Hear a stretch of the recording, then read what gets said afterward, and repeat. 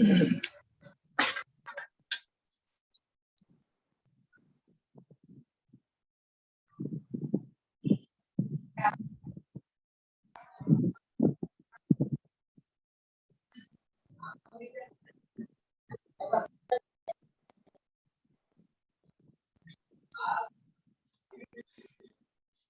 देवी और सज्जनों, साड़ी समाज के सभी भाई बहनों को मेरा नमस्कार।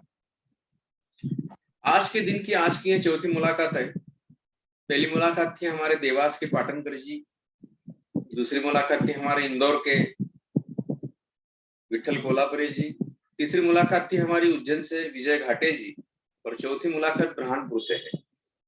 हालांकि आज की चारों मुलाकात मध्य प्रदेश से हो रही है, मध्य प्रदेश का ही सम्मान है, ऐसा मेरा मानना है कि चारों ही व्यक्ति है आज वो महनीय व्यक्ति है और वो मध्य प्रदेश से बिलोंग करते हैं। मध्य प्रदेश के सभी साड़ी समाज भाई और बहनों को मेरा नमस्कार, सभी युवक युवतियों को मेरा नमस्कार, विद्यार्थी विद्यार्थियों को मेरा नमस्कार। बुरहानपुर मध्य प्रदेश में एक ऐसा ऐतिहासिक शहर है जहाँ पे आप अगर जाओगे तो आपको एक अलग महसूस करेंगे आप। हमारे जैसे सिटीज होती है, सोलापुर है या नासिक है या भुसावल है, जलगांव, वैसे आपको बुरहानपुर सिटी नहीं मिलेगी। बुरहानपुर सिटी एक हिस्टोरिकल प्लेस है, हिस्टोरिकल प्लेस। कई जगह पे ऐसे गढ़ किले जैसे ऐसी तटबंदी की हुई है और मध्य प्रदेश के और महाराष्ट्र के बॉर्डर पे, मतलब मध्य प्रदेश महाराष्ट्र की जो बॉर्डर है उस बॉर्डर से करीबन एक 15-20 किलोमीटर की दूरी पर पहला जो शहर आता है वो है बुरहानपुर। उसे बुरहानपुर भी कहा जाता है, उसे बुरहानपुर भी कहा जाता है। बुरहानपुर ये तापी नदी के तट पर स्थित शहर है। बुरहानपुर जिला प्लेस है। बुरहानपुर की और एक विशेषता है कि बुरहानपुर के पास में एक आसिरगढ़ है और ये आसिरगढ़ की एक मैं कहानी आपको बताता हूँ। बहुत सारे लोगों को पता नहीं होगा, लेकिन महाभारत में जब अश्वत्थामा को ये श्राप मिला था कि आप आजीवन अपना यहाँ पे जो जख्म है वो जो जख्म लेके आप आजीवन कभी भी आपको मुक्ति नहीं आएगी, आप दुनिया में भटकते रहोगे। तो ऐसी मान्यता है, पुरातन से ऐसी मान्यता है कि वो अश्वत्थामा जो है वो आज भी आसिरगढ़ में भ्रमण करते हैं और वहां पे एक मंदिर है, शिव जी का मंदिर है शायद वहां पे। और वो शिव जी के मंदिर में हर रोज सुबह कोई तो भी आके वहां पे फूल चढ़ा के चला जाता है। कुछ लोग ऐसे कहते हैं कि उन्होंने किसी व्यक्ति को, अनजान व्यक्ति को उस जंगल में, उस पहाड़ में घूमते भी देखा है या उनकी मृत्यु भी हुई है। ऐसी बहुत सारी कहानियां हम यूट्यूब पे भी देखते हैं। और बुरहानपुर से वैसे मैं तो काफी बचपन से जुड़ा हुआ हूँ, क्योंकि हमारे छोटे भाई साहब जो थे जिनका देहांत हो गया है, उनकी जो धर्म पत्नी थी वो भी आज इस दुनिया में नहीं रही है, वो ही बुरहानपुर से बिलोंग करती थी। तो बुरहानपुर से काफी संबंध मेरा रह चुका है।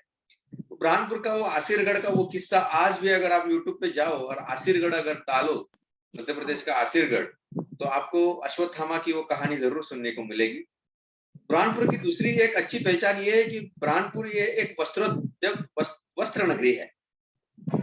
मतलब हमने जितने शहरों का नाम हमने सुना होगा उसमें जैसे इचलकरंजी है जिसे हम मैनचेस्टर कहा जाता है महाराष्ट्र का, अहमदाबाद है, सूरत है, इंदौर है, लेकिन वस्त्र नगरी में अगर मध्य प्रदेश में अगर काफी तादाद में कई वस्त्र बुने जाते हैं हैंडलूम पे या फिर पावरलूम पे, तो वो वस्त्र नगरी है जिसका नाम है बुरहानपुर।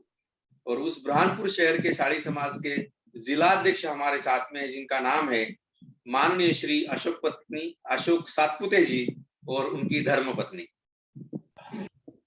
अशोक सातपुते सर का मैं दूसरा परिचय आपको करवा देना चाहता हूँ कि अशोक सातपुते सर जो है वो वर्ल्ड साड़ी फाउंडेशन के बुरहानपुर के जिला प्रमुख है। वर्ल्ड साड़ी फाउंडेशन के वो जिला प्रमुख है। वर्ल्ड साड़ी फाउंडेशन के सच्चे कार्यकर्ता के रूप में भी उभर के आए हुए हैं। वर्ल्ड साड़ी फाउंडेशन के हर प्रोग्राम में उनकी उपस्थिति मुंबई में रही है और हमारे भाई जैसे है। अब छोटे बड़े तो मैं नहीं कहूंगा, लेकिन शायद हम समवयस्क होंगे, हमारी एज शायद काफी, या मैं 1-2 साल से बड़ा हो सकता हूँ या वो बड़े हो सकते हैं, लेकिन हमारे भाई स्वरूप ही है वो। और अशोक सातपुते जी का इतनी कम उम्र में सामाजिक सेवा में आना और लोगों की, साड़ी समाज की, मुझे तो लगता है वो केवल साड़ी समाज की सेवा नहीं करते हैं, उनके साथ में जितने भी लोग जुड़ते हैं ना, सबकी सेवा करते हैं। उनकी और एक विशेषता है कि इतना विनम्र वो कैसे रहते हैं, मुझे भी उनसे ये सीखना है आज। वो कभी, मैंने उनको कभी गुस्सा देखा ही नहीं, मतलब उनके साधु साहब शायद यहाँ खेड़कर जी एडमिट थे मुंबई में, तो बराबर है ना, if I am not wrong? जी सर। साधु साहब जब मुंबई में एडमिट थे खेड़कर जी, तो उन्होंने मुझसे जब बात की थी, तो वो बहुत ही शांत थे तब, मतलब कहीं ज्यादा घबराहट नहीं, किसी भी परिस्थिति को संयम से हैंडल करना, पेशेंस से हैंडल करना, ये इनकी खासियत है। बहुत सारे लोगों को पता नहीं होगा, लेकिन अशोक सातपुते जी वो स्पीच में भी एक नंबर है। और अशोक सातपुते सर का मैं और एक शुक्रिया अदा करना चाहूंगा, क्योंकि सब लोग फेसबुक लाइव के माध्यम से हमें देख रहे हैं, यूट्यूब के माध्यम से भी हमें देख रहे हैं। महेश्वर में एक प्रोग्राम हुआ था, साधारण 2018 या 19 में हुआ होगा। मेरे ख्याल से वो तारीख भी कुछ 15 दिसंबर या 15 नवंबर ऐसी कुछ तारीख थी, और 15 दिसंबर की तारीख थी। और उस समय मैं भी आने वाला था महेश्वर में, लेकिन हमारे प्रिय मित्र थे श्रीनिवास कनोरे सर, अहमदनगर में उनका निधन होने के कारण उनके दशक्रिया विधि में मुझे जाने लगा, मतलब जाना पड़ा, इसलिए मैं उस प्रोग्राम में आ नहीं सका। लेकिन कुछ भी हो, वहां पे अशोक सातपुते सर ने वर्ल्ड साड़ी फाउंडेशन का उल्लेख और विजय वक्ते जी का उल्लेख वहां पे किया था। मैं उसके लिए भी उनका बहुत बहुत धन्यवाद व्यक्त करता हूँ। आज हमारे साथ में जुड़े हुए अशोक सातपुते सर, हम उनके बारे में पूरी जानकारी आज लेंगे हम सर। एक सेकंड के लिए, हाँ।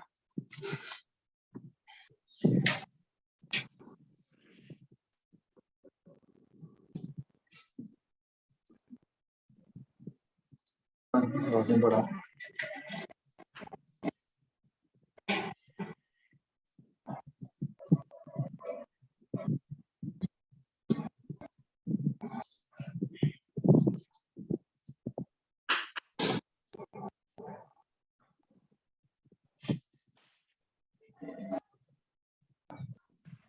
एक वीडियो सेव करना था पिछले इंटरव्यू का। तो ऐसे एक मेहनती व्यक्ति हमारे साथ में, जो हमारे समवयस्क है, बहुत ही अच्छा काम करते हैं। बहुत ही मितभाषी तो नहीं कहेंगे हम, लेकिन बहुत ही संयम रहता है उनके चेहरे के ऊपर, बहुत ही विनम्रता होती है। मुझे कभी कभी समझ में नहीं आता कि आदमी इतना भी विनम्र कैसे हो सकता है। और मुझे लगता है कि लोगों को खुद से जोड़ने का सबसे बड़ा यही तरीका होता है कि अपनी जुबान पे शक्कर, मतलब चीनी रखो, और अपने सर के ऊपर बड़ा सा बर्फ रख दो, तो मुझे लगता है दुनिया अपने आप अपनी हो जाएगी, ऐसा मुझे लगता है। वो बहुत अच्छा, ये जो है वो अशोक सातपुते सर से हमको सीखने को मिलेगा। भाभी जी नमस्कार, आपका मैं हार्दिक स्वागत करता हूँ। हमारी सौभाग्यवती जल्दी ही यहाँ पे आएगी और आपका भी स्वागत करेगी। अशोक सातपुते सर, सातपुते नाम तो मराठी लगता है। सातपुते नाम मराठी लगता है, मराठी। हाँ, मतलब हम, मुझे ऐसा लगता है कि सातपुते नाम थोड़ा सा मराठी लगता है, मराठी। मतलब ऐसा लगता है कि कहीं आप मराठी भाषिक तो नहीं है, कहीं महाराष्ट्र से तो बुरहानपुर में तो नहीं चले गए? तो हम पैतृक रूप से महाराष्ट्र से बिलोंग करते हैं। अच्छा। और दादाजी के जो पापा थे, मेरे परदादा, वो महाराष्ट्र से बिलोंग करते हैं। महाराष्ट्र में नशीराबाद, वहां से बुरहानपुर में इनका आगमन हुआ और बाद में यहीं बस गए। और हमारा जन्म, मेरे पापा का जन्म वो बुरहानपुर में ही हुआ है, तो महाराष्ट्र से तो है ही। और जुड़ाव काफी महाराष्ट्र में आना जाना लगे। जैसे कहते हैं कि सातपुते कुल का जो उत्पत्ति है, अभी नशराबाद से ही ज्यादातर परिवार वहां से सब जगह फैला है। सातपुते परिवार जहां भी गए हैं, चाहे वो इंदौर में हो, चाहे सूरत में हो, लगभग ये शाखाएं सब वहीं से फैली है और हर जगह पहुंची। तो हम भी वहीं से बिलोंग करते हैं। मतलब आप भारत स्वतंत्रता के पहले वहां गए हो शायद? हाँ जी साहब, जी साहब। तो तभी से आप वहीं रह रहे हो? जी साहब। हम अच्छा। तो अभी प्रॉपर बुरहानपुर में ही है। अच्छा, जी सर। और भाभी जी? इंदौर के। इंदौर के हैं, फंड अच्छा, परिवार के। कौन से परिवार की? फंड परिवार। अच्छा, फंड परिवार के हैं। ओके ओके जी सर। ओके। तो आप वो गोपाल, कैलाशवासी गोपाल फंड, विजयश्री फंड के कई रिश्ते में लगते होंगे आप। भैया है, हाँ भैया है मेरे। इंटरव्यू हमने बड़े कुछ पापा दिनों, के। सातपुते सर, एक बात तो आपको माननी पड़ेगी, मैं जी जितने सर। भी लोग प्लेटफॉर्म, इस प्लेटफॉर्म के ऊपर लेके आऊंगा ना, WSF प्लेटफॉर्म के ऊपर, जी उनकी सर। कहीं ना कहीं तो रिश्तेदारी जरूर निकलेगी। जरूर साहब, है ही ना। कहीं से भी अगर मैं आदमी ढूंढ के, व्यक्ति अगर कहीं भी, कोई भी महनीय व्यक्ति अगर मैं WSF के प्लेटफॉर्म के ऊपर इंटरव्यू के लिए लाऊंगा और उसे मैं अगर रिश्ता पूछूंगा, तो कहीं ना कहीं तो रिश्तेदार तो अपने बनेंगे ही बनेंगे। जरूर साहब। बस मालाएं थोड़ी सी बिखर गई थी, हम इसको जोड़ होना रहे चाहिए। थे, जोड़ना चाहते हो, और वो शायद जुड़ रही है अच्छी तरह से, ऐसा मुझे लगता है। जी जी जी जी। हमारे संजय सातपुते जी है, फैसपुर के रहने वाले, WSF के हमारे वहाँ के शहर प्रमुख है। आपसे कभी मुलाकात हो तो जरूर उनसे मुलाकात करिएगा, संजय सातपुते। उनकी दोनों लड़कियां मेरे ख्याल से MBBS है, डॉक्टर है। उनसे भी आप कभी मुलाकात करिए, आपके कहीं रिश्ते में जरूर लगेंगे वो। सर, मेरी उनसे चर्चा होते रहती है। चर्चा होती रहती है, ओके ओके। हाँ, अच्छा, उनका मुझे फोन भी बताइए, आता ये है तो, मुझे। अच्छा, ये वस्त्र नगरी है बुरहानपुर। हाँ मैं सर। आपके मुंह से थोड़ा बुरहानपुर के बारे में थोड़ा सुनना चाहता बुरहानपुर सर ऐतिहासिक नगरी तो है ही। वर्तमान में मुस्लिम बहुल बुरहानपुर हो चुका है। कारण ये है कि हमारी तादाद सिमटती जा रही है, और हम लोग जो है अलग अलग शहरों में, यहाँ से कई परिवार यहाँ से शिफ्ट हो गए हैं आजीविका के कारण।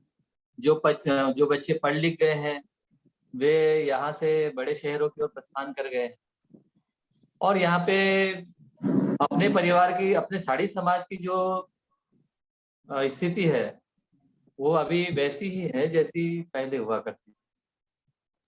और काफी लोग आज भी वस्त्र बुनकर के व्यवसाय में संलग्न है। और रही बात बुरहानपुर की, तो बुरहानपुर शहर तो दर्शनीय है ही सर। आप आए हैं, पधारे हैं, पर इतना समय शायद नहीं मिल पाया कि बुरहानपुर को अच्छे से देख पाए। यहाँ पर जो किला है, यहाँ शाहजहां ने राज किया हुआ है, और वो किला आज भी एक अस्तित्व में है, जीर्ण शीर्ण अवस्था में। जितना ऊपर दिखाई देता है 3 माले, और 4 माले ऊपर दिखाई देते, नीचे 3 माले और पाताल में है, उसके धरती के अंदर है।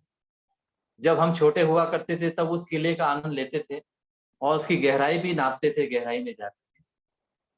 और वहां से एक कनेक्टेड रास्ता है जो असीरगढ़ को जाता है, जो असीरगढ़ किले को जोड़ता है सीधे।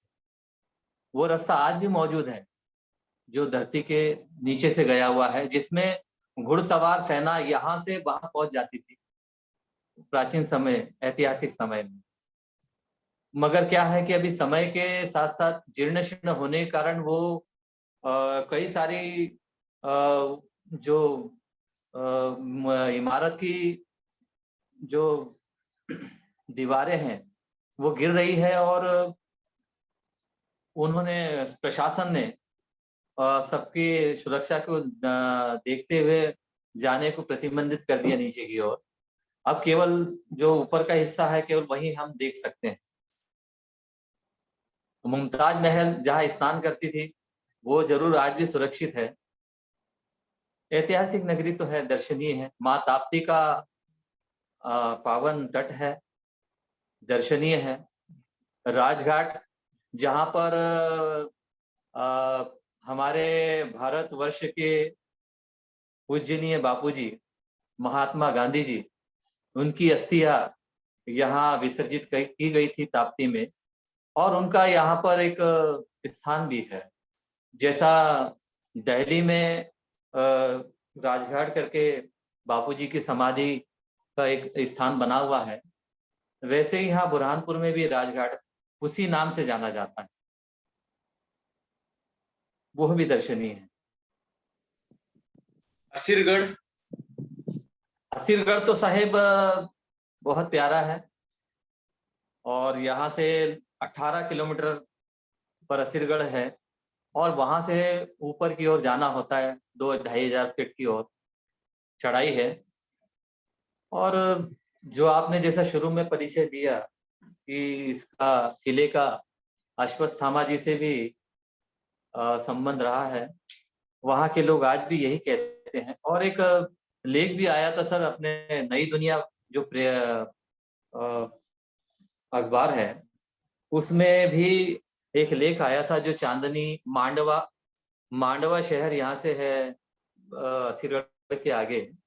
वहाँ के स्टेशन मास्टर को उनसे साक्षात्कार हुआ था अश्वत्थामा से, और उनसे मिलने के बाद उन्होंने ये बताया था कि जब उनसे उनका आमना सामना हुआ तो वो बहुत ही मतलब उनसे दुर्गंध आ रही थी, और यहाँ से जो माथा है, माथे के पास से पस बह रहा था, और इतनी दुर्गंध होने के कारण कोई भी लोग उनके करीब नहीं जाना चाहते, उनको हट जाते थे वहां से। पर इनको उसके बारे में मालूम था, इसलिए जिद करके उनके साथ साथ पीछे पीछे चलने लगे। और उन्होंने उनसे अश्वत्थामा जी ने उनको लौट जाने को कहा, परंतु वे नहीं माने, और उन्होंने उनसे जिद करी कि भाई मैं, अगर आप वही है जिनके बारे में कहा जाता है, तो आप मेरे को, मैं वो महाभारत का दृश्य देखना चाहता हूँ। और उन्होंने अश्वत्थामा जी ने ये कहा था कि देखो, वो अगर आप दृश्य देखोगे तो आप बोलने के लायक नहीं रहोगे, देखने के लायक नहीं रह पाओगे। तो उस समय उन्होंने वो भी उनकी बात मान ली, बोले मैं तो देख करके ही रहूंगा, यदि आप मुझे देना चाहते हैं कुछ, तो मेरी तो जिद यही है कि मुझे वो महाभारत का दृश्य देखना है। और उन्होंने अश्वत्थामा जी ने उनके आग्रह को स्वीकार करते हुए उनको वो दिव्य दृष्टि उस समय प्रदान करी। और जब वो दिव्य दृष्टि से वो दृश्य देखने लगे, जब भगवान श्री कृष्ण पांचजन्य शंख से जब वो युद्ध का उद्घोष करते हैं, वो पांचजन्य शंख की ध्वनि सुन करके वो बहरे हो गए, और उनको सुनाई नहीं दिया, मतलब बाद में उनके कान बर्दाश्त नहीं कर पाए उस ध्वनि को। और जो तेज उन्होंने देखा उस दृश्य को, उसके बाद उनकी आंखें भी जाती रही। परंतु उन्होंने ये सब लिख करके, ये अपने साथ जो घटना घटी थी वो लिख करके उन्होंने दी, और नई दुनिया प्रेस ने उनका लिखा हुआ लेख प्रकाशित किया था। तो आज भी हम ये मानते हैं कि वो अश्वत्थामा जी आज भी वहां आते हैं। और मैंने भी प्रयास किया था जब मैं युवावस्था में था, स्कूल लाइफ में। मैं जब वहां, मेरा एक मित्र है सुभाष ओदड़े करके, जो वहां पे बसते हैं, और वो मुझे किले पर लेके गए थे। और हमने प्रातः ही वहां पर बहुत भोर में दर्शन करने की इच्छा से, कि हम सबसे पहले दर्शन कर रहे हैं। किले का एक खुलने का समय होता था। जब हम पहुंचे तो वहां हमें पूजन किया हुआ मिला। और अभी कुछ दिन पहले की बात है, 4 साल पहले मेरे साड़ू भाई आए थे, जिनका अभी आपने जिक्र किया, विजय जी खिड़कर। ये बुरहानपुर आए थे, हम दर्शन करने के लिए असीरगढ़ गए थे। और वहां हमने पाया कि हमको शाम के समय जो वहां के जो चौकीदार होते हैं पुरातत्व विभाग के, उन्होंने हमको मना किया कि आप मंदिर की ओर मत जाइए, क्योंकि इस समय वहां जाना उचित नहीं है, हम किसी को नहीं जाने देते। पर हमने उनसे आग्रह किया कि हम बस दर्शन करेंगे भोलेनाथ जी के, और तुरंत वापस लौट आएंगे। तो बोले आप शीघ्र लौट के आना। और हम जैसे ही वहां दर्शन करने के लिए पहुंचने वाले थे, मंदिर में से इतना तीव्र, मतलब जो क्या कहते हैं कि धुआं प्रकट हुआ निकलने के लिए बाहर की ओर, वो हमको अंदर का कुछ भी नहीं दिखाई दे रहा था। मोबाइल की टॉर्च थी, मगर हमको दिखाई नहीं दे रहा है कि अंदर क्या हो क्या रहा। हमने जमीन देखने के लिए एकदम सिरे के पास मोबाइल को लेकर के गए, और एक एक पग करके करके ऐसा भगवान की पिंड को तलाशना शुरू किया। और वहां हमारे हाथ पहुंचे और हमने दर्शन किए, मत्था टेका। पर वो जो धुआं जो आ रहा था, उसका हम उद्गम कहाँ से हो रहा है बहुत लाख कोशिश करने के बाद भी हम वो देख नहीं पाए, और बाद में पूरे मंदिर को उस दृश्य ने आगोश में ले लिया, और हम जब बाहर हो गए तो मंदिर वहां से अदृश्य हो गया। और ये सुनी सुनाई नहीं है, क्योंकि ये तो लाइव है जो मैं देख चुका हूँ। और हमारे जो साथ में लोग थे, हमारे साड़ू भाई, ये भी चकित हो गए, और हम वहां से लौट करके आ गए। मगर शायद हमको वो दर्शन होना नसीब नहीं था अश्वत्थामा जी के। किसी भाग्यशाली को ही दर्शन होते हैं। तो ये सर हमारा जी, रहा। और वहाँ जो किला है, मंदिर के पास में ही फांसी घर है, जहाँ पे पुराने समय में वहाँ जो कैदी हुआ करते थे, जिनको फांसी की सजा हुआ करती थी, उनको फांसी की सजा दी जाती थी। और बहुत गहराई में जाकर के वो शव गिरता था, और उसका जो पीछे का नीचे का जो दरवाजा है, वो नेपा नगर के जंगल की तरफ खुलता है किले का। मैं सर इसलिए इतना बारीकी से कह रहा हूँ, क्योंकि मैं वो एक चीज घूमा हूँ। क्योंकि मेरे मित्र के कारण वहां से मैं सीढ़ियों से ना आते हुए पीछे के रास्ते से किले से डायरेक्ट नीचे उतरा था, जो आशा देवी के मंदिर की तरफ, जहाँ गंगा जमुना की जमुना जी वहां प्रकट हुई है, कुंड है। और वो कुंड पानी के रूप में आशा देवी के नजदीक गिरता है। वहां मैं पहुंचा था दर्शन करने। दर्शनीय स्थल है, देखना चाहिए। जरूर सर।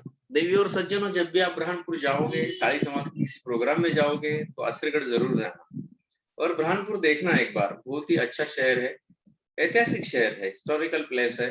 ताप्ती नदी जिसे हम मराठी में कहते हैं, ताप्ती नदी का तट के ऊपर ये बसा हुआ है बुरहानपुर शहर है। सर जी, आप क्या करते हैं बुरहानपुर में? सर मैं एक कपड़े की टेक्सटाइल है, उस टेक्सटाइल में मैं नौकरी करता हूँ। लगभग पिछले 25 वर्ष से नौकरी कर रहा हूँ। और टेक्सटाइल में मेरा जो कार्य है, एज ए कैशियर और एज ए मैनेजर, प्रबंधक के रूप में है। और बुरहानपुर टेक्सटाइल लिमिटेड के नाम से अब हमारा बड़ा उद्योग स्थापित हुआ है। कई सारी हमारी फर्में हैं, रवि उद्योग है, राम अवतार सत्यनारायण करके है, और श्री राम प्रोसेस है, पोद्दार सिल्क मिल है, जो शूटिंग शर्टिंग के कपड़े बनाते हैं, ड्रेस मटेरियल बनाते हैं। और स्कूल यूनिफॉर्म में पोद्दार सिल्क मिल का नाम जरूर जाना जाता है। हम लोग बेसिकली अभी पॉपलिन बनाते हैं, जो पेटीकोट के काम में आता है। साथ में जो अस्तर का कपड़ा होता है, वो भी बना रहे हैं। धोती के मामले में तो हम शुरू से जाने जाते हैं, धोती निर्माण के क्षेत्र में आरडी के नाम से जाना जाता है, राम गोपाल देवीदत्त के नाम से जाना जाता है हमारी फर्म को। पुराने समय में आरडी के नाम से जाना जाता है, आज बीटी ग्रुप के नाम से जाना जाता है। और मार्किन का कपड़ा बनाते हैं, अस्तर का कपड़ा बनाते हैं, बहुत सारी चीजें बनाते हैं, बहुत सारी वेरायटी बनाते हैं, गमछा बनाते हैं, काफी सारी वेरायटियां हैं सर। जीवन की वैवाहिक जीवन की शुरुआत कब हुई? किनकी सर? भाभी जी कब मिली आपको? विवाह विवाह वैवाहिक। सर मेरा विवाह 4 दिसंबर 1998 को हुआ है। और बड़ा थोड़ा सा संयोग भी है। हालांकि कहते हैं कि विवाह होता है तो लड़का लड़की एक दूसरे को देखने जाते हैं। हमारा विवाह बड़ा जो गठबंधन हुआ है, बड़ी विचित्र स्थिति में हुआ है। आप बताएंगे हमारी भाभी जी पत्नी को चित्र? हाँ? भाभी जी आप बताएंगे? बता रहे आपके भैया। सर इनका क्या है, इनकी आज भी मुझे शिकायत है कि जैसे लड़कियां कोई वर देखने आता है तो चाय लेकर के जाती है, नाश्ता लेके जाती है, इनको ऐसा सौभाग्य नहीं मिला।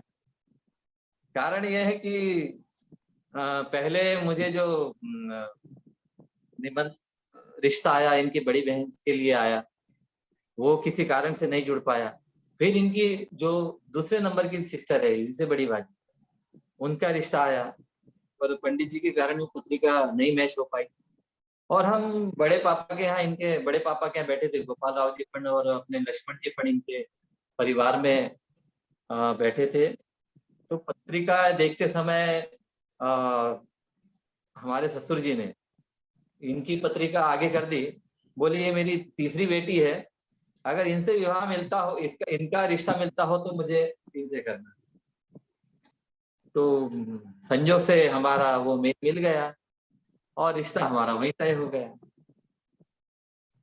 और रिश्ता तय होने के बाद में इनके घर जाना हो,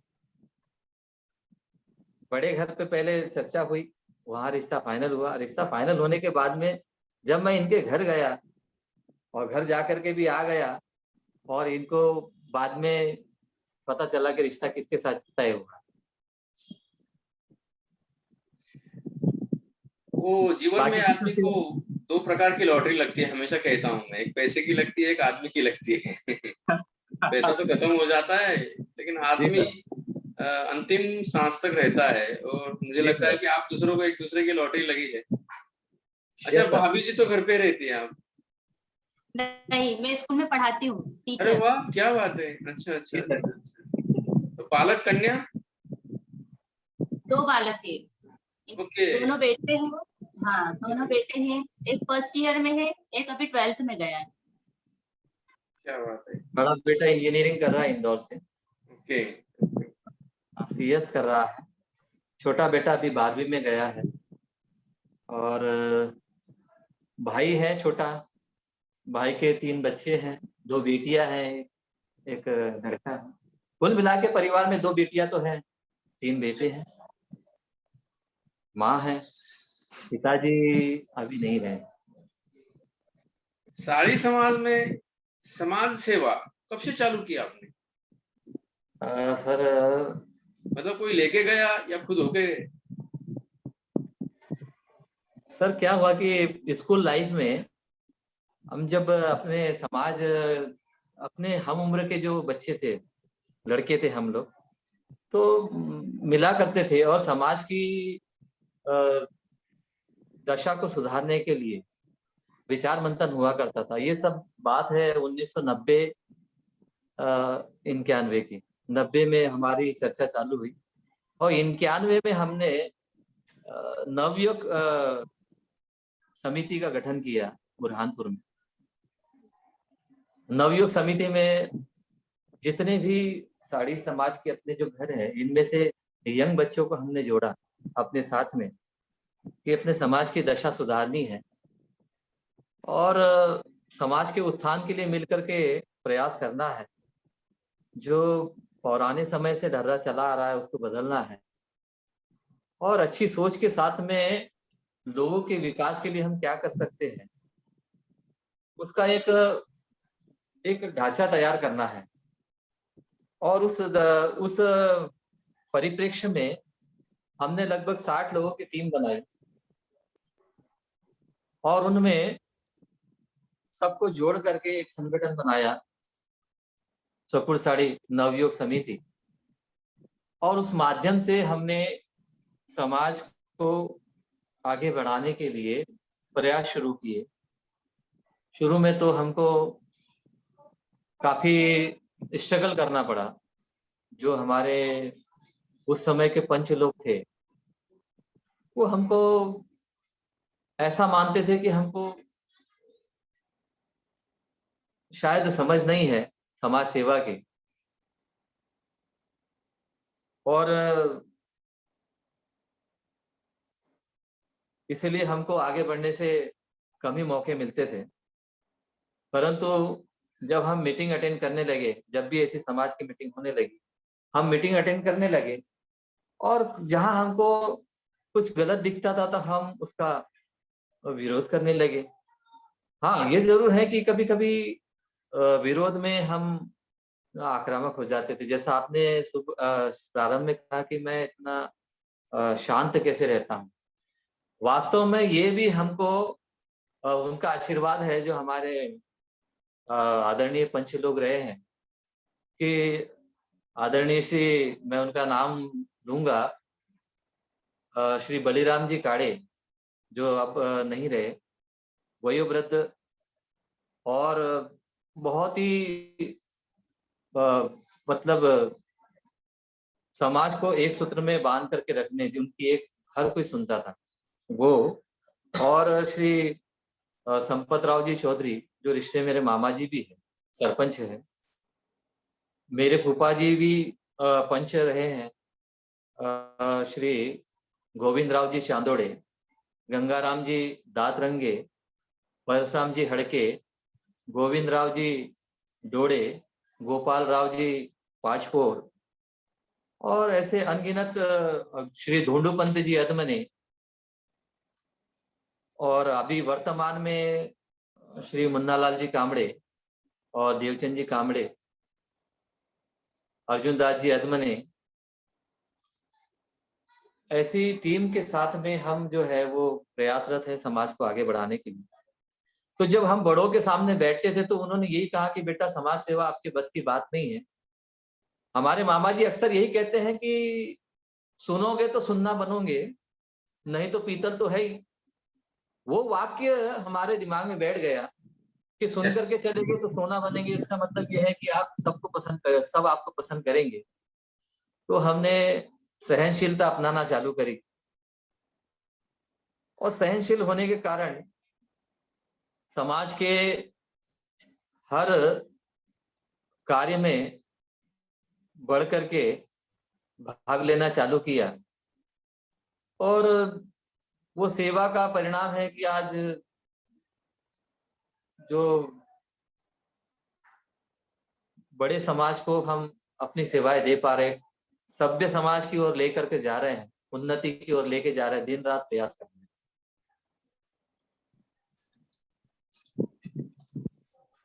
बुरहानपुर में कितनी जनसंख्या होगी साड़ी समाज की? तो बुरहानपुर में अलग अलग अभी विभाग बटे हुए हैं। जरा जिसमें बताइए, अभी वो विभागों के बारे में भी थोड़ा सा बताइए।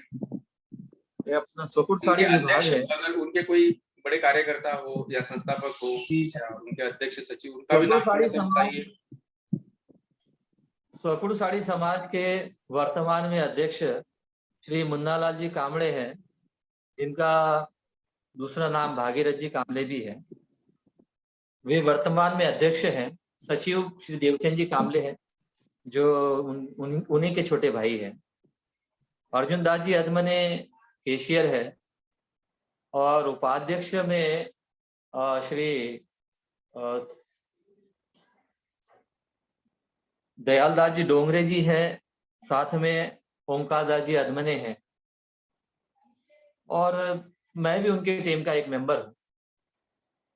असल में मुझे थोड़ा बड़ा दायित्व मिला है शुरू से कि मध्य प्रदेश राज्य साड़ी समाज के जो प्रदेश अध्यक्ष आदरणीय श्री राजकुमार जी देवकर, इनके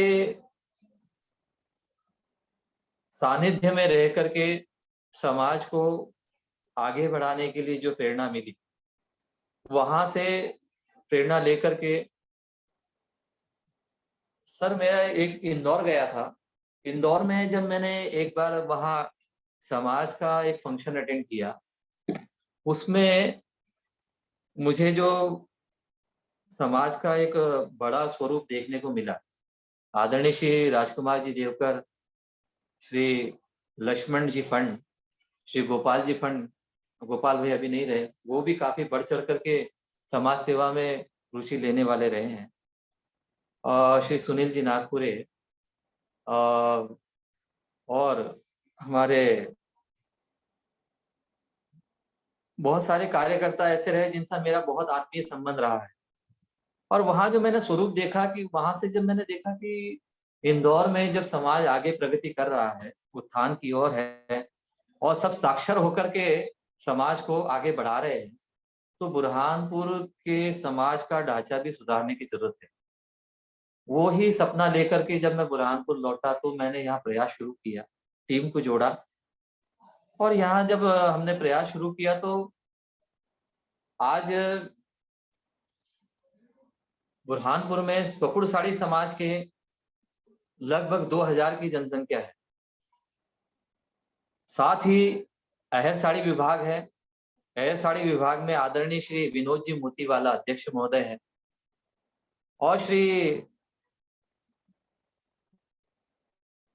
अरुण जी सरोदे उपाध्यक्ष है या उनके टीम मेंबर है। साथ में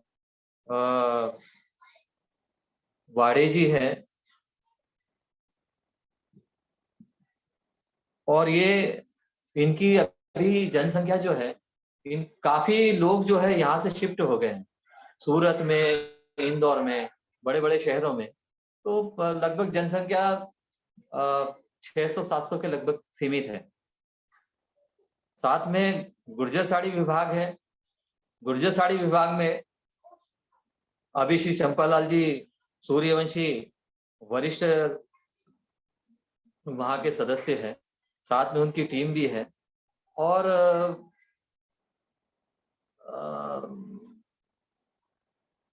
अभी वर्तमान में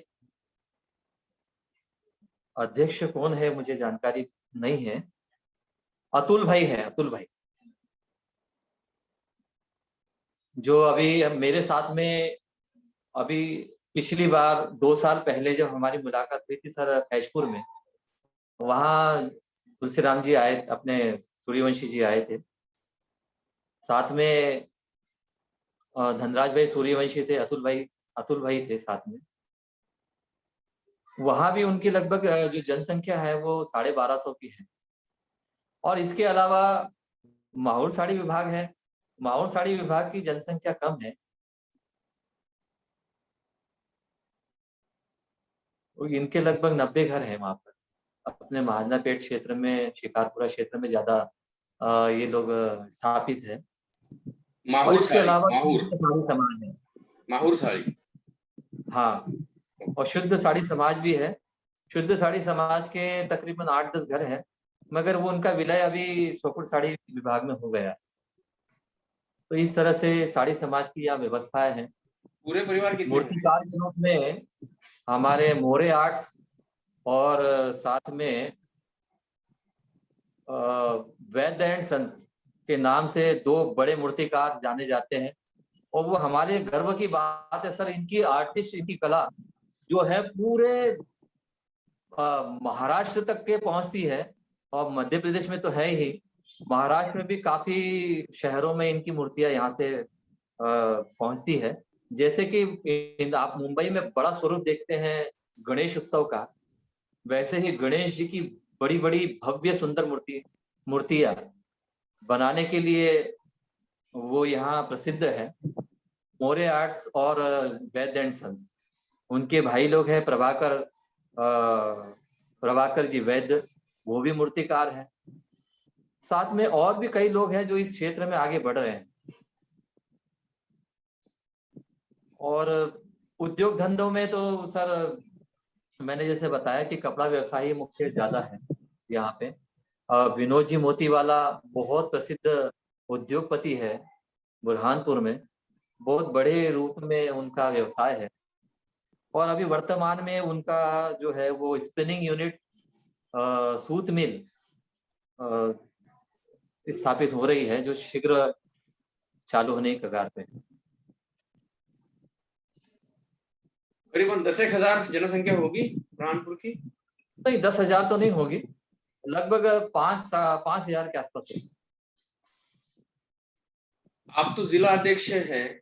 मैं चंपालाल सूर्यवंशी जी का बहुत ही धन्यवाद व्यक्त करूंगा, क्योंकि वो हमारे बहुत ही अच्छे समर्थक रहे हैं। फैजपुर में भी कार्यक्रम में आए थे और मुंबई में भी आए थे। वो एक्चुअली उनसे ज्यादा इंटरेक्ट नहीं हो पा रहा हूँ मैं शायद, लेकिन आप मेरा नमस्कार उनको जरूर बोल दीजिएगा। कभी वक्त मिले तो मैं जरूर उनसे बात करूंगा।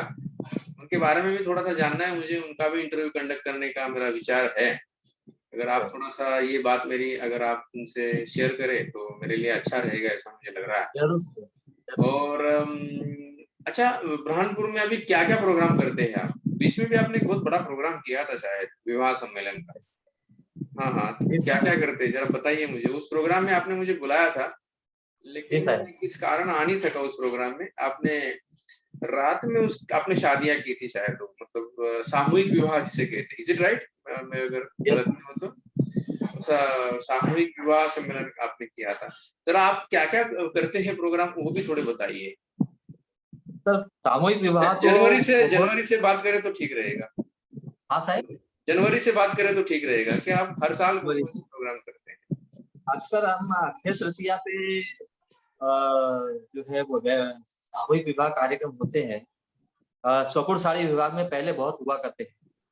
अभी वर्तमान में ये परंपरा कायम है गुर्जर साड़ी समाज में, पर वो अ, देवउठनी एकादशी के समय ये कार्यक्रम होते हैं और भव्य रूप में होते हैं सामूहिक विवाह। आज भी उनके जो विभाग है उसमें अधिकतर शादियां जो है वो सामूहिक विवाह में होती है और भव्य स्वरूप होता है उसमें। जब वो बारात निकलती है तो कभी कभी 20 25 दूल्हे एक साथ निकलते हैं और बुरहानपुर का पूरा जो शहर है, जनसंख्या वो देखते रह जाती कि इतनी बड़ी बारात कहाँ जा रही है। वो आज भी भव्य स्वरूप में कायम है, सब होते रहता है।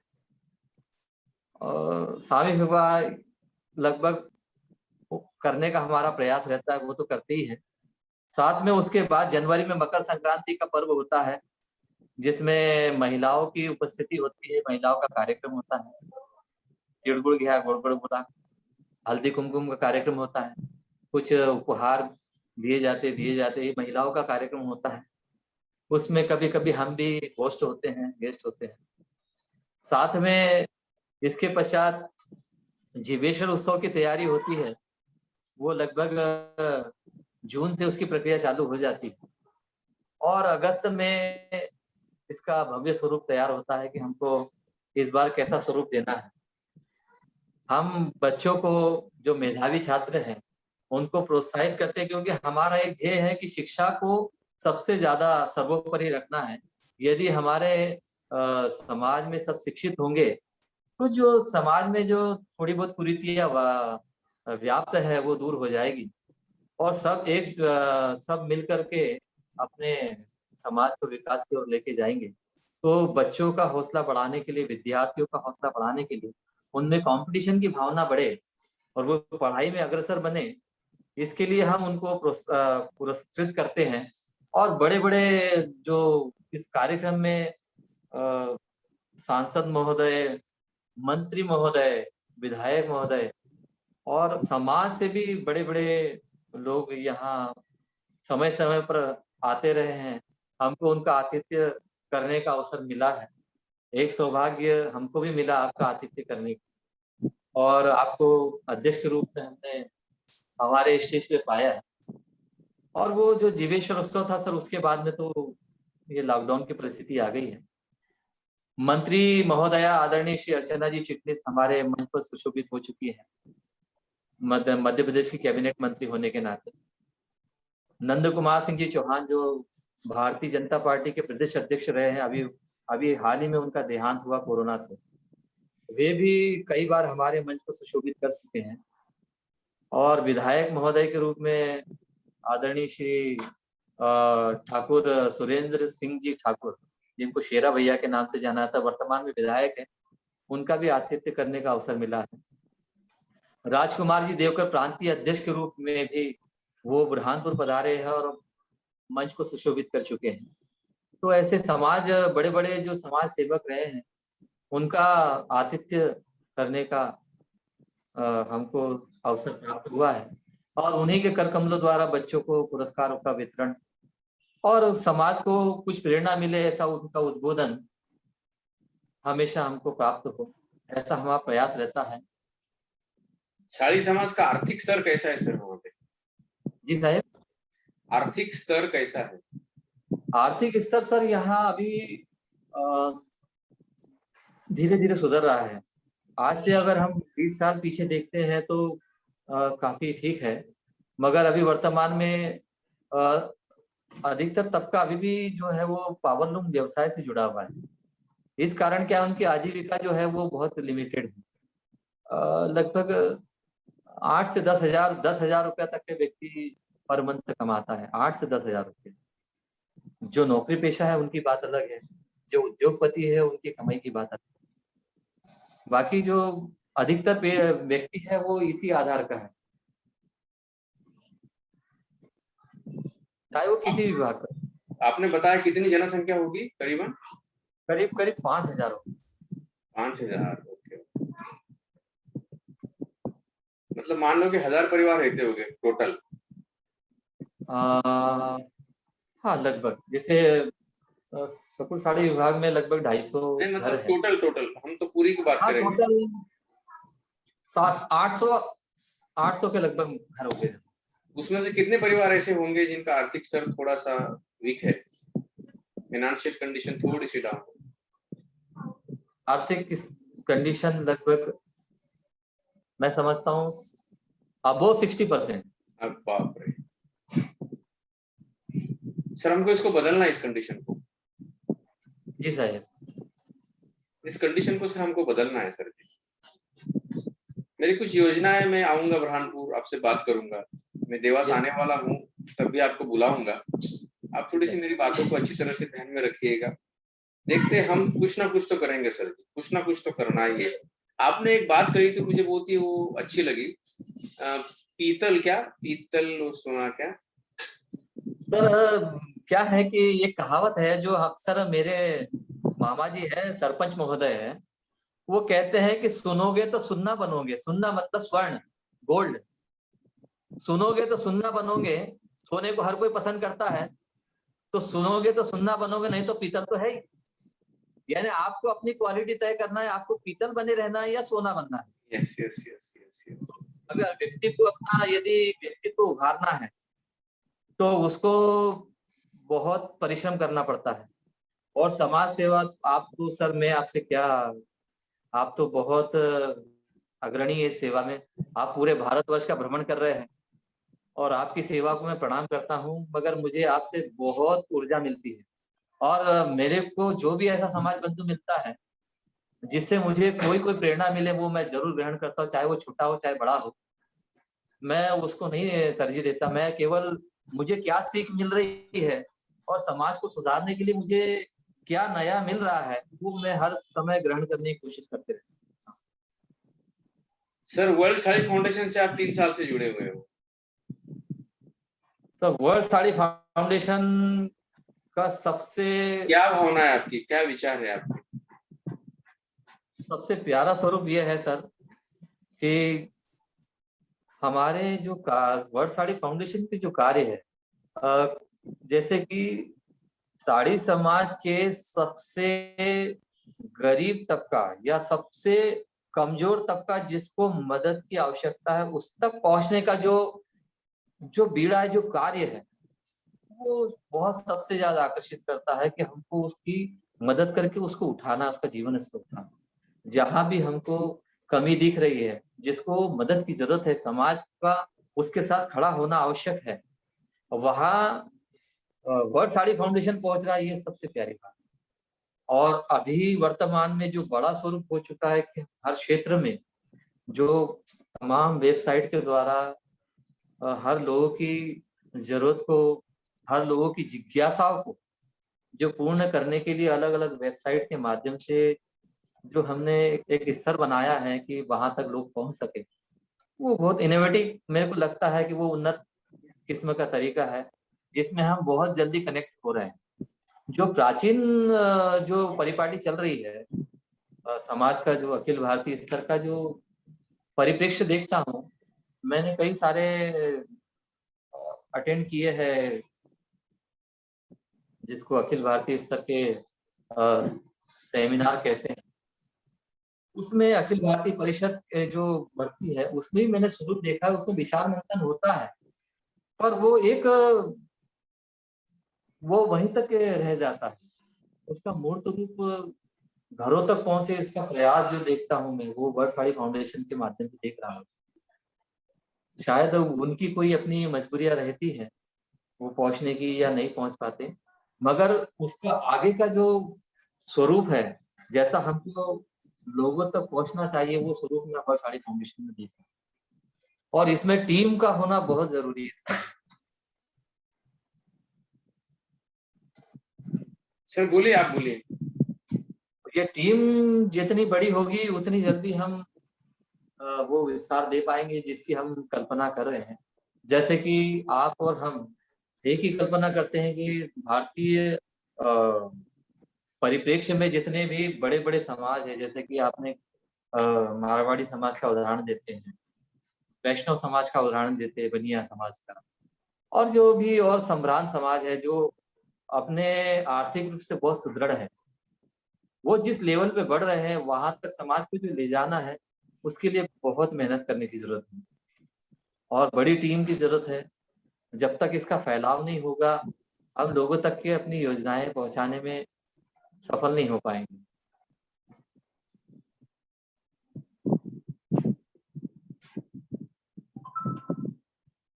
अभी वर्तमान में वर्ड साड़ी फाउंडेशन है, जैसे कि जिले की एक बागडोर सौंपी है। मुझे भी एक आपने एक सर उसका उद्घोष अभी वो चर्चा में भी वही करना चाहता हूँ कि जैसा मुझे कार्य सौंपा गया था आपके माध्यम से कि मैं एक ऐसी टीम बनाऊं जो जिसमें समस्त विभाग को जोड़ करके वर्ड साड़ी फाउंडेशन के लिए एक बेहतरीन टीम दे सकूं, उसका प्रयास मैं करता रहता हूँ। अभी तक तो सफलता नहीं मिली है मगर बहुत जल्द मिल जाएगी। अभी तक कुछ सदस्य जरूर मिले हैं पर बाकी लोग क्यों हिचकिचाते हैं वो शायद उनको ऐसा लगता है कि समाज सेवा का बीड़ा उठाना मतलब कि काम धंधा छोड़ के केवल उसी के पीछे लग जाना। कुछ लोगों की ऐसी सोच है जो शायद ऐसा पूरी तरह कनेक्ट नहीं हो पाते। वो सोच को बदलना है, लोगों को ज्यादा जोड़ना है, समय देना। आज आज के समय में समय ही सबसे ज्यादा महत्वपूर्ण है और समय निकालना ही आज के समय में लोगों के लिए बहुत मुश्किल हो रहा है। मैं जहां भी जाता हूँ वो अपनी समय की बात करते हैं। मैं आपका उदाहरण देता हूँ, मैं और लोगों का उदाहरण देता हूँ, देवकर जी का उदाहरण देता हूँ। मैं खुद क्या समय दे रहा हूँ समाज के लिए। हमारे देवचंद जी कामड़े जो दिन रात समर्पित रहते हैं समाज के लिए, मैं उनका बहुत मतलब वो वंदनीय है। वो समाज को बड़े भव्य रूप में देखना चाहते हैं। आज उन्हीं के प्रयास से और हम सबके सहयोग से आज ये मूर्त रूप मिला है कि समाज को भव्य भवन मिलने जा रहा है। बहुत जल्द उसका उद्घाटन होगा और जिसकी कल्पना या घोषणा आपके सानिध्य में, आपके अध्यक्षता में जब आप बुरहानपुर पधारे थे जीवेश्वर उत्सव में, जो वो जो मूर्त रूप आपके सामने रखा गया था वो भवन लगभग बनकर के तैयार है और उसमें केवल बिजली फिटिंग और पंखे वगैरह थोड़ा सा काम रह गया है ये लॉकडाउन के कारण। वो भी सबके सहयोग से जल्दी पूरा होने की उम्मीद है। एक भव्य भवन गुर्जर साड़ी विभाग को ही मिलने जा रहा है, उनका अभी काम चल रहा है और साड़ी विभाग को मिल चुका है। तो दिन रात हमारा प्रयास है सबको सहयोग साथ में लेकर के उत्थान की ओर लेकर के जाने का। तो कम से कम अपनी छत तो जरूर मिल गई है, नहीं तो हमेशा हमको जीवेश्वर उत्सव के लिए दूसरे लोगों का समाज भवन किराए पे लेना होता था जहाँ पे हम कार्यक्रम करते थे। आप भी जब पधारे वो यहाँ पर बुरहानपुर में गुजराती मोड़ वणिक समाज इसका भवन है, वहां पर जो हम जीवेश्वर उत्सव किया था।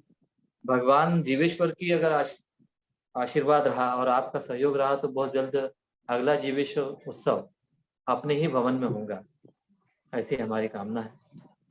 सर जरूर होगा, आपका सबका सहयोग साथ तो उस भवन को तो है ही, हम लोगों के भी हमारा भी सहयोग रहेगा उसके लिए। और आज हमने जाना अशोक सातपुते सर को, बहुत ही कम उम्र में उन्होंने समाज की सेवा शुरू की और आज वो औरंगाबाद बुरहानपुर जिला अध्यक्ष है। वर्ल्ड साड़ी फाउंडेशन के भी बुरहानपुर जिला प्रमुख है। सर आपने नव युवाओं को बहुत ही अच्छा मार्गदर्शन आपसे मिला है। भविष्य में ऐसी ही उन्नति होती रहे, साड़ी समाज समृद्ध और संपन्न होने के लिए हम सब एक ही नाव में बैठे हुए सब लोग हैं, हाथ पकड़ के चलना है। इस पार से उस पार हमको जाना है। सभी का सहयोग और आपसे मैं स्नेह चाहूंगा, प्रेम चाहूंगा, साथ चाहूंगा वर्ल्ड साड़ी फाउंडेशन के लिए। सर माता मैं ये अंकिनी। कहना चाहता हूँ यस सर। कि जो मेरी टीम रही है नवयुग समिति, जितने भी टीम मेंबर रहे हैं, वो बहुत उनका सहयोग रहा है सर। जो आज मैं यहाँ आपके सामने बैठा हूँ, ये सब उनकी मेहनत है और उनके सहयोग के कारण ही आज 31 वर्ष की सेवा को पूर्ण करते हुए मैं यहाँ तक पहुंचा हूँ। और उसी का ये सेवा का परिणाम है कि आज मुझे इतनी बड़ी जिम्मेदारी दी गई है वर्ल्ड साड़ी फाउंडेशन की ओर से। मध्य प्रदेश राज्य साड़ी समाज की ओर से भी मुझे बुरहानपुर एवं खंडवा जिले का अध्यक्ष का पद दिया गया है, जो मैं निर्वहन कर रहा हूँ और वर्तमान में वर्ल्ड साड़ी फाउंडेशन का दायित्व लेकर के चल रहा हूँ। और सेवा ही मेरा प्रण है कि समाज सेवा करता रहूं जब तक सांस है, लोगों की सेवा करता रहूं, क्योंकि अपने लिए तो हर कोई जीता है साहिब। अगर जिस समाज में जन्म लिया है उसके उत्थान के लिए यदि यहाँ से कुछ करके जाए तो शायद ये जीवन सफल हो जाए। यही मूल मंत्र लेकर के दिन रात कोशिश करता रहता। सर जी आप आए आज, बहुत ही अच्छा लगा। हमारा ये सौभाग्य है कि आपके परिवार से जुड़ने का वर्ल्ड साड़ी फाउंडेशन को सौभाग्य मिला है। आपको मैं I am wishing you a very very good success, very very high success.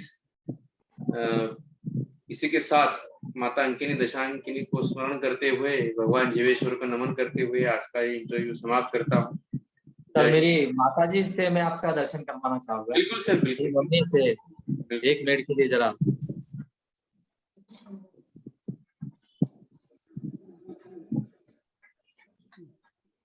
नमस्कार माता जी। नमस्कार माता जी। हाँ ना करें। हाँ नमस्कार माता जी, नमस्कार, आशीर्वाद दिए। थैंक यू साहब। ओके और ये छोटा बेटा। Yes yes yes yes.